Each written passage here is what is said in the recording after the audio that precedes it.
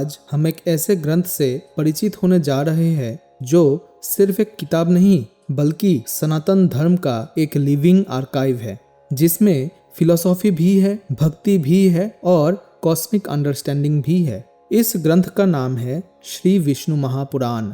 विष्णु पुराण सनातन धर्म के 18 महापुराणों में से एक है और सात्विक पुराणों में गिना जाता है।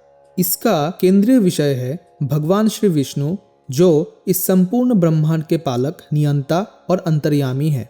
यह ग्रंथ हमें सिर्फ कहानियां नहीं देता, ये हमें बताता है सृष्टि कैसे होती है, प्रलय कैसे होता है, धर्म का असली मीनिंग क्या है और मोक्ष का रास्ता क्या है। सिंपल वर्ड्स में कहें तो विष्णु पुराण कोई माइथोलॉजी नहीं, एक स्पिरिचुअल फ्रेमवर्क है। इस पुराण को परंपरा में वेद व्यास जी से जोड़ा जाता है, लेकिन सनातन परंपरा में लिखना का मतलब आज के मॉडर्न अर्थ जैसे नहीं होता। वेद व्यास जी को हम एक राइटर से ज्यादा कंपाइलर और प्रिजर्वर मान सकते हैं, जो प्राचीन ज्ञान को सही रूप में कंपाइल करके आगे की जनरेशन तक पहुंचाते हैं। इस पुराण के मूल वक्ता थे महर्षि पराशर और श्रोता थे महर्षि मैत्रेय। यानी विष्णु पुराण असल में गुरु और शिष्य के बीच का एक संवाद है। इस ग्रंथ में लगभग 6 अंश और 126 अध्याय मिलते हैं।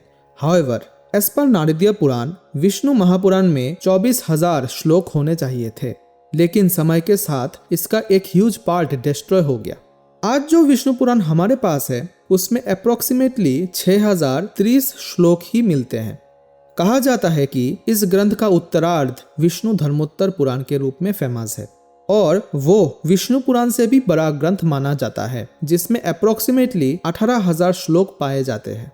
इस पुराण की सबसे बड़ी विशेषता यह है कि यह भगवान विष्णु को परम तत्व के रूप में स्थापित करता है और यह तत्व शब्द हमारे शास्त्रों में कई बार प्रयोग हुआ है, इसीलिए इस वर्ड को आप याद रखिएगा। बिकॉज मूल ग्रंथों में हमें भगवान वर्ड के स्थान पर तत्व इस शब्द का यूज होते हुए दिखेगा, इसीलिए भगवान और तत्व में जमीन आसमान का डिफरेंस है और इसी जगह हम फंस जाते हैं। एनीवेज, इस ग्रंथ का बेसिक स्टेटमेंट बहुत क्लियर है। जगत विष्णु तत्व से ही निकला है, विष्णु में ही स्थित है और उसी तत्व में ही समा जाता है। इसी बात को एक श्लोक में सीधा कहा गया है, विष्णु सकसद उद्भूतम जगत तत्रैव च स्थितम स्थिति सम्यामा कर्ता सो जगतोस्य जगच्च सः। 10वीं शताब्दी के वैष्णव परंपरा के महान आचार्य श्री रामानुजाचार्य के पूर्वाचार्य श्री यमुनाचार्य जी महाराज महर्षि पराशर की स्तुति करते हुए कहते हैं, तत्वेन यश्चिदचि दीक्षरत स्वभाव भोगपा वर्गता दुपाया गतिरुदार संदर्शयन्निरमीमतीत पुराण रत्नम तस्मै नमो मुनिवराय परशराय।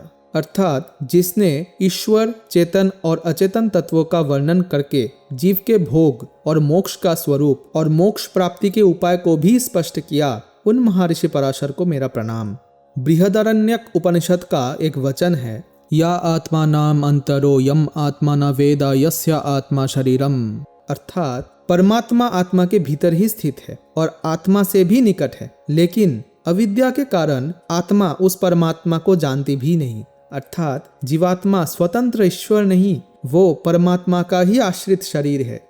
जगत सर्वम शरीरम ते तत् सर्वम वै हरिस्तनु तनि सर्वाणि तद् वपुः इत्यादि श्री वाल्मीकि रामायण तथा श्री विष्णु महापुराण के स्तुतियां भी भगवान विष्णु को ही जगत की आत्मा बताती है। इस तरह इस पुराण के अनुसार जगत और परम ब्रह्म में शरीर आत्मा का संबंध है। जिस तरह शरीर आत्मा के बिना नष्ट हो जाती है, उसी तरह यह शरीर रूपी जगत भी परमात्मा के बिना नष्ट हो जाएगी। कर्मकांड और योग दर्शन के महान आचार्य राजऋषि केशिध्वज भी कहते हैं, आश्रयश्चेतसे ब्रह्मा द्विधा तच्च व्यवस्थिताः भूपा मूर्तम अमूर्तम च परम च अपरम एव च।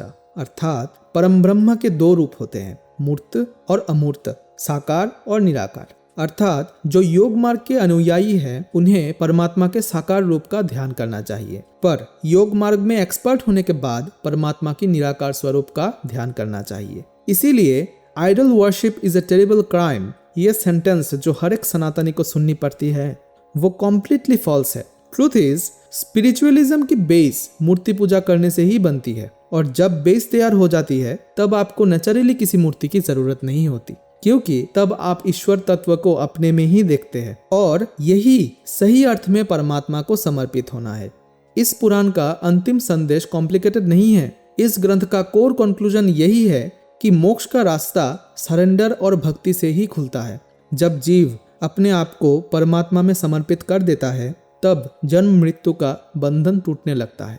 अंत में मैं बस इतना ही कहना चाहता हूँ, ये विष्णु पुराण की एक छोटी सी भूमिका थी, लेकिन इस भूमिका में ही जो बातें कही गई है वो सिर्फ इंट्रोडक्शन नहीं, वो आगे आने वाले ज्ञान का फाउंडेशन है। अगले वीडियो में हम विष्णु पुराण के प्रथम अध्याय में प्रवेश करेंगे और इस भूमिका में छिपे हुए उन अर्थ और रहस्यों को डिकोड करेंगे जिनको समझने के बाद श्लोक सिर्फ शब्द नहीं रहेंगे बल्कि एक जीवित दर्शन बन जाएंगे। हरि ओम।